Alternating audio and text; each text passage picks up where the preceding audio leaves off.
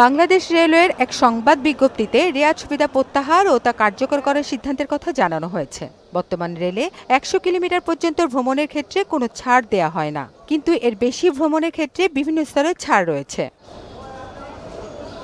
১০০ কিলোমিটারের পরবর্তী ১০১ থেকে ২৫০ কিলোমিটার পর্যন্ত ভ্রমণের ক্ষেত্রে ভাড়ার উপর ২০% ছাড় দেয়া হয়। ২৫১ থেকে ৪০০ কিলোমিটার ভ্রমণ করলে ছাড় পাওয়া যায় ২৫%, আর ৪০১ কিলোমিটারের উপরে ৩০% ছাড় রয়েছে। এই ছাড় প্রত্যাহারের কারণে সমহারে ভাড়া বাড়বে।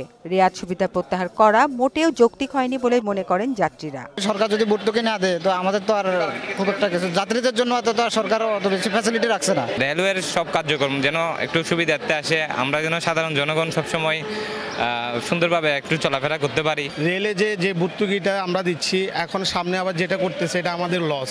রেলওয়েতে মান উন্নয়ন কমে গেছে। সরকারের কাছে একটাই অনুরোধ, দাম আগে যেরকম ছিল এরকম থাকুক। এই সেক্টরে যদি দাম বাড়ানো হয় তাহলে আমাদের মাথার পর বোঝা চাপিয়ে দেওয়া ছাড়া আর কিছু নাই। বাসে যদি বাড়ালাতো, ট্রেনেও যদি বাড়ালাতো, আমরা শ্রমিকেরা যাবো কি করে?